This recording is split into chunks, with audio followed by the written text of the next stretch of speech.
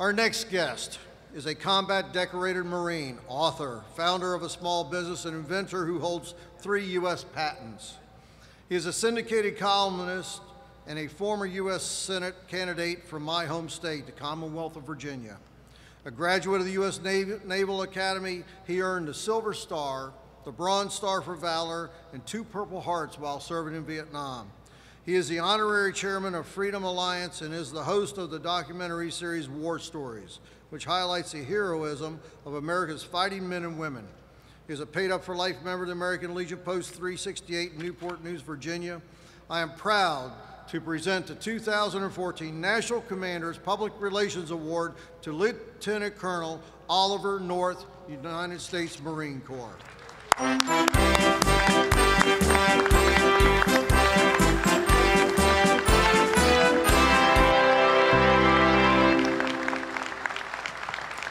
The award reads, the American Legion National Commander's 2014 Public Relations Award presented to Lieutenant Colonel Oliver L. North, United States Marine Corps, retired, for raising public awareness about the honorable nature of military service and the sacrifices made by America's heroes. As a career Marine Corps officer, you excelled as a platoon commander in Vietnam, where you earned a Silver Star, a Bronze Star with Combat V, 2 Purple Hearts, and a Combat Action Ribbon. As host of the documentary series War Stories with Oliver North, you provide riveting reports of the actions, heroism, and valor repeatedly demonstrated on the battlefield by those who have worn the uniform of the U.S. military. Your best-selling books have also contributed to honoring those who have served this nation. Your charitable efforts for the Freedom Alliance Scholarship Fund have reminded us of the need to support the families of those who have served. The 2.4 million members of the American Legion gratefully acknowledge your advocacy for America's veterans. Given this 26th day of August 2014 during the 96th National Convention of the American Legion, signed by Daniel M. Dellinger, National Commander, Daniel S. Wheeler, National Adjutant, Benedict A. Lee, Media and Communications Commission Chairman. Thank you, Commander. Thank all of you for an award that is quite extraordinary for me. Before I go on, I have to remind you all that I work in television, so it's time for a commercial. Thank you for making Fox News #1 in America. It is a privilege to receive an award that has been presented to others who are far more deserving, but are very special to me nonetheless. Bill Mauldin, up front with Willie and Joe, depicted my dad's unit during World War II. Red Skelton came to visit my dad when he was in the hospital.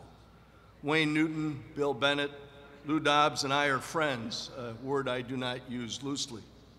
Tom Brokaw and I both worked for the same broadcast company years ago when he wrote The Greatest Generation. To share a little sidebar on Tom Brokaw, a couple of weeks ago, I was in Indianapolis, stranded at the airport, and a fellow strandee, an older gentleman, came up to me and said, "I really loved watching you on television," past tense. I wasn't paying attention. And that book about World War II was magnificent, and I did do 2 books about World War II. "Can I have your autograph, Mr. Brokaw?" Being a bit of a smart aleck, I reached in my pocket. Fox gives us these cards to use for signatures in places like airports. But I flipped mine over and I said, "Sure, what's your name?" And he said, "Ralph." And I wrote, "Ralph, all the best, Tom," and handed it to him.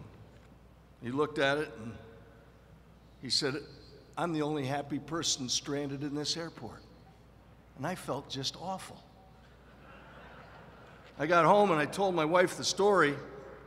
All those of you in the auxiliary will certainly understand this. She said, "You jerk.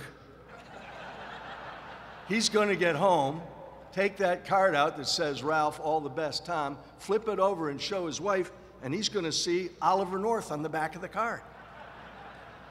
And he's going to look at that and say, 'Wonder why the hell Tom Brokaw is using Ollie North's cards.'" My brothers and I are sons of the greatest generation. Tom Brokaw wrote in that great book that our parents saw their duty and did it, and that's correct. But the greatest generation's kids went off to Vietnam and they saw their duty and did it, but never got the thanks that our parents received. I've now spent my entire life in and around the United States military. Since the terrible attacks on 9/11/01, Fox has given me the privilege of keeping company with the bravest and best of this generation, youngsters like those you see right there.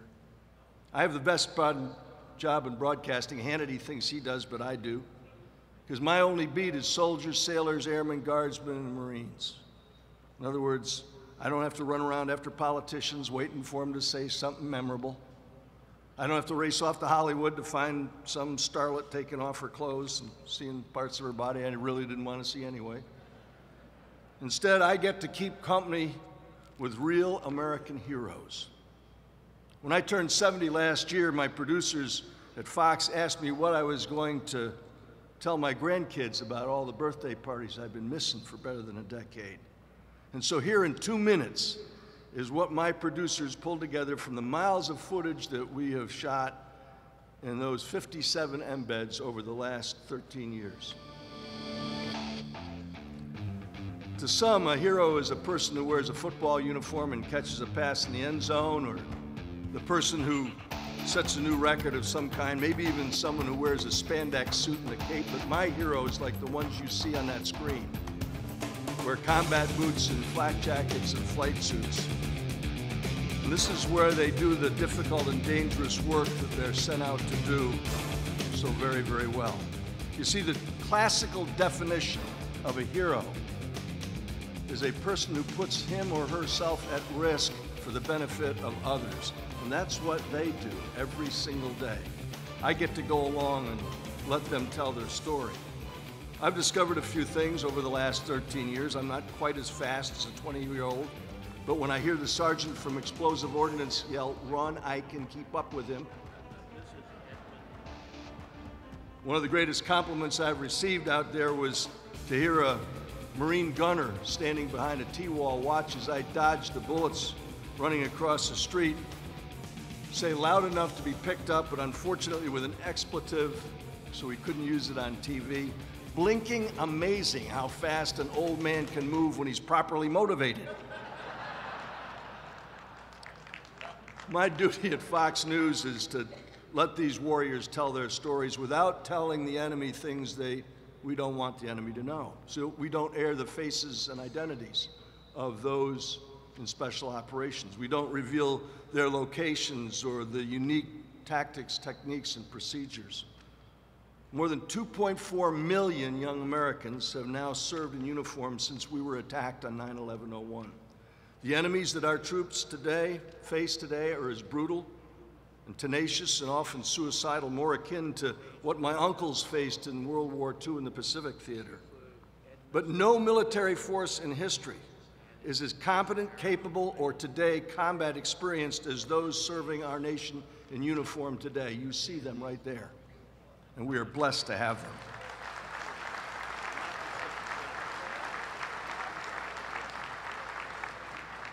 Most importantly, and I hope our next speaker is listening, every single person serving in the uniform of the armed forces today, for the very first time since the American Revolution, every one of them is a volunteer. No one's been conscripted, drafted, press-ganged. Every one of them volunteered. Their perseverance, their skill, their courage is extraordinary. Yet, far too often, politicians and the media tear down those who have volunteered to serve our nation in time of war. Though the media coverage today is not nearly as bad as it was for Vietnam, the potentates of the press still try. Think of this. They beat Abu Ghraib like a rented mule as though it were commonplace, and it was not. Newsweek, now defunct, created a totally false story about a Quran being flushed down a toilet, and I was there and watched the riots, and hundreds died as a consequence of a story that had absolutely no foundation in truth. In the New York Times and the Washington Compost, two of the newspapers back up north, it was written that those who volunteer to serve our military today are, quote, nothing but poor kids from Mississippi, Texas, and Alabama who couldn't get a decent job or health insurance, so they joined the military because that's all we offered them. Friends, that kind of assessment of those who serve in our military today is dead wrong.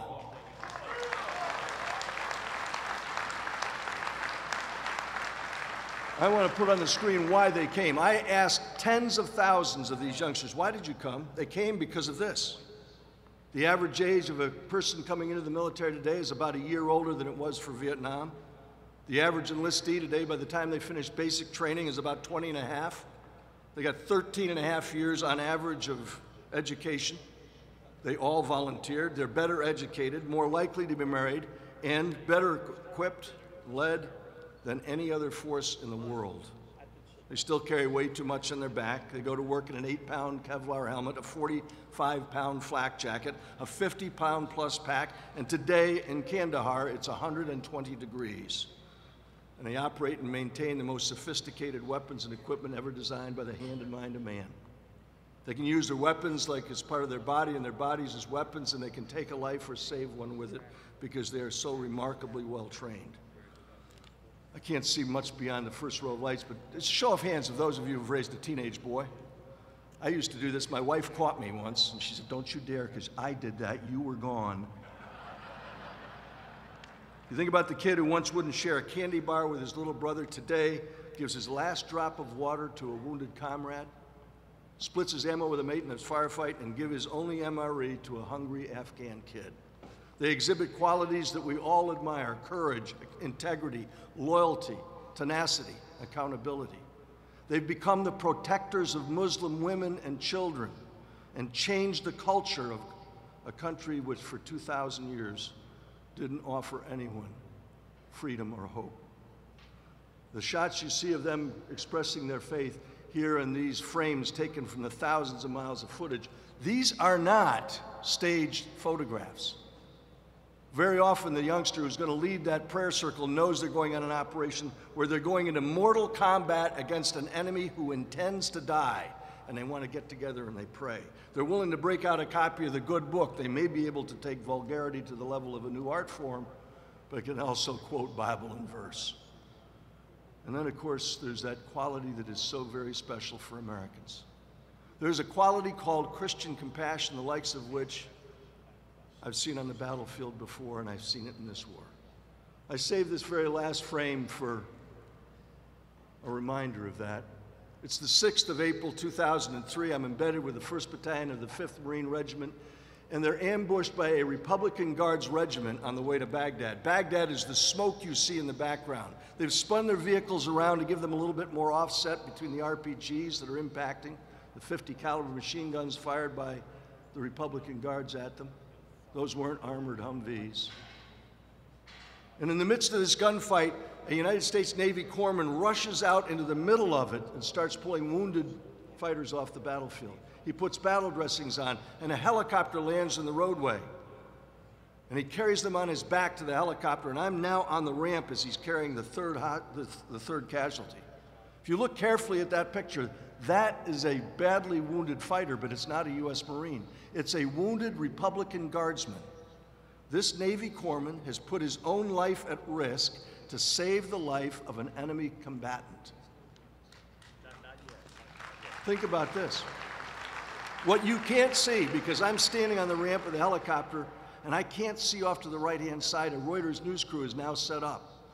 And as he's rushing into the helicopter starts to take hits, and his crew chief says, "We've got to go." He sets that wounded Republican Guardsman that he's already put battle dressings on, as the doc was describing a little while ago.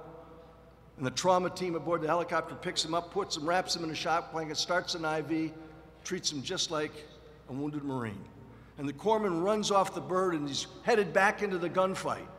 And as you're looking at the screen on the right-hand side of it, the Reuters news crew shouts up as all the gunfire shifts toward the helicopter, "Hey, mate, what did you do that for? Didn't you notice that was an Iraqi?" In other words, you stupid American. And because this is polite company, Commander Dellinger, I have to put it this way. The corpsman gives them a gesture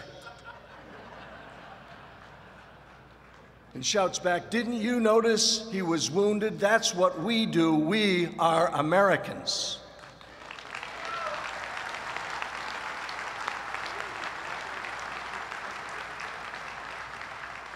So why is it, with the qualities I've just shown you on the screen, the qualities you've seen of these young Americans, that the unemployment rate for the veterans of this war is almost double the national average for their peer group? Here's why. Think about what happened to the veterans of Vietnam. Our media and our politicians define those of us who fought in Vietnam as pot-headed, village-pillaging marauders, and worse. The veterans' unemployment coming out of Vietnam soared, and in Washington, D.C., the watchword became, "Nothing is too good for our Vietnam vets, and that's just what we'll give them, nothing." And since we're on the subject of Vietnam, the Vietnam War wasn't lost in the cloud-shrouded mountains and rice paddies and jungles of Vietnam. We won all those battles. The Vietnam War was lost in the corridors of power in Washington, D.C. And what happened in Vietnam should never, ever happen again.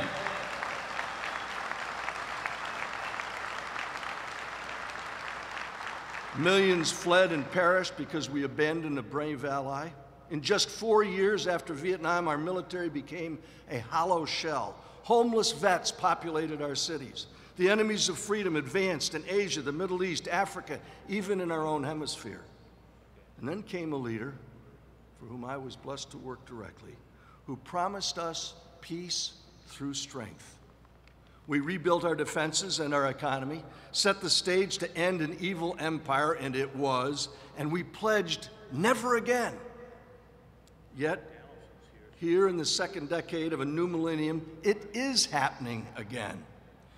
In 2011, we abandoned Mesopotamia and any hope of a multi-sectarian government and security force in a part of the planet where we had sacrificed thousands of our countrymen and a treasure. And it's a part of the planet where we need friends. Though we're still fighting a war we did not seek, the finest armed force the world has ever known is being hollowed out once again. Osama bin Laden is indeed dead, but the Middle East is in flames, and Washington doesn't seem to know it.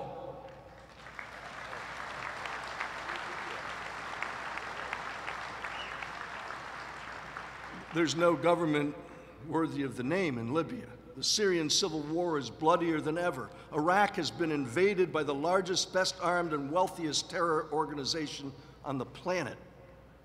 The Ayatollahs in Tehran are racing to acquire nuclear weapons and the means of delivering them. Vladimir Putin's army is poised to invade Ukraine, and Beijing's Air Force does barrel rolls around U.S. aircraft in international airspace. This is not the time to test the utopian thesis that unilateral disarmament will somehow assure peace.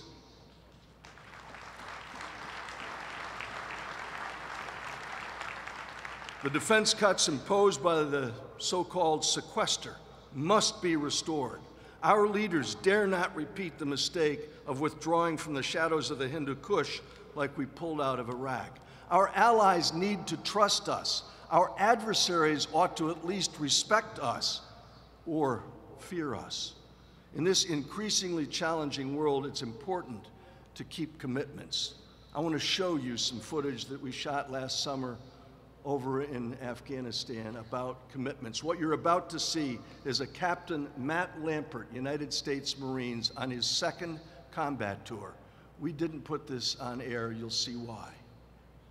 My name is Captain Matt Lampert. This is my second combat deployment to Afghanistan. And I just wish American people would understand there's a lot of people here that still believe in what we're doing out here and are willing to come back again and again to prove that point.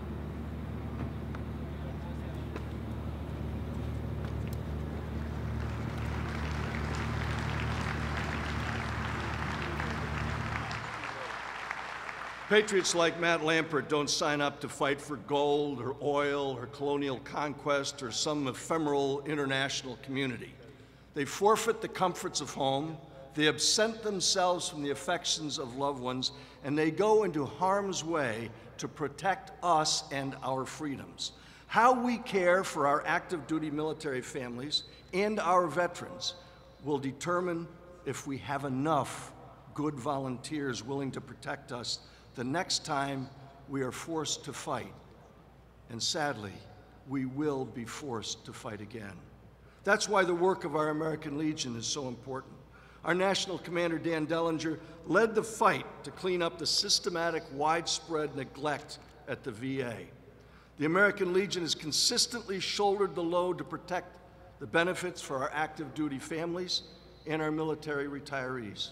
Our youth programs encourage service and help communities all across this land. And our elected officials know that when they do really stupid things like government shutdowns and sequesters, they risk the ire of 2.4 million patriots who are part of the American Legion.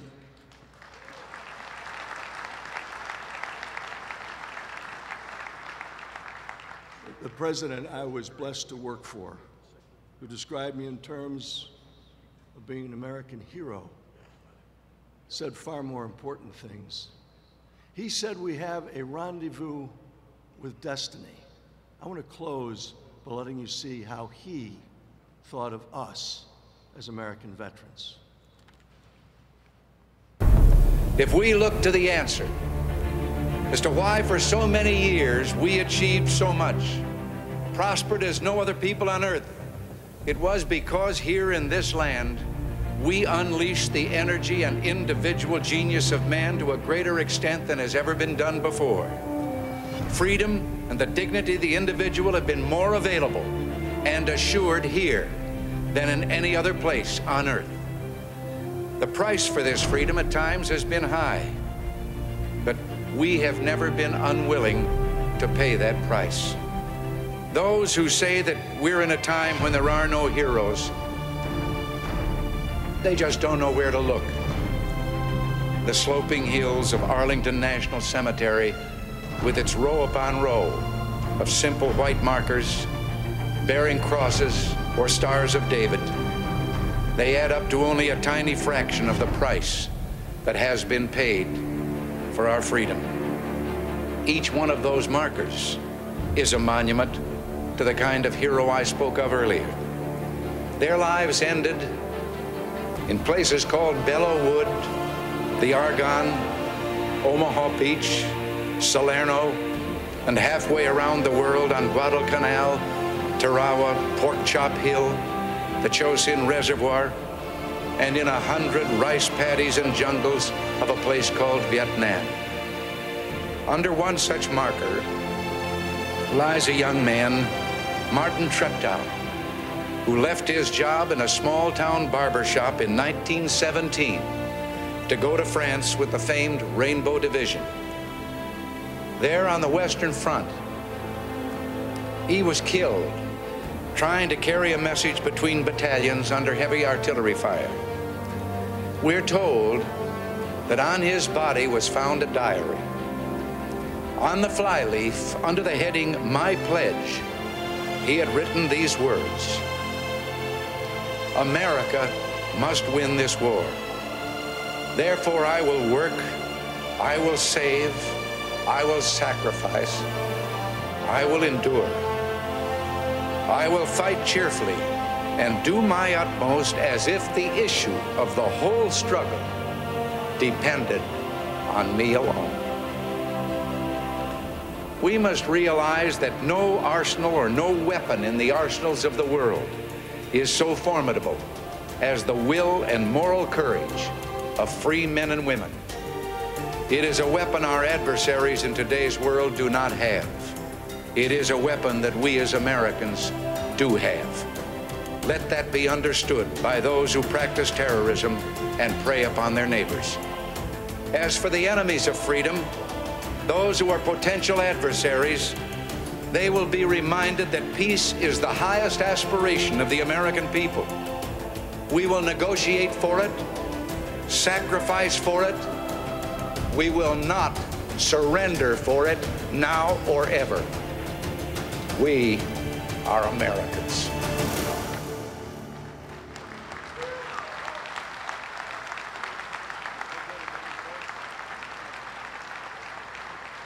That rendezvous with destiny that Ronald Reagan spoke so eloquently of is to live in the land of the free.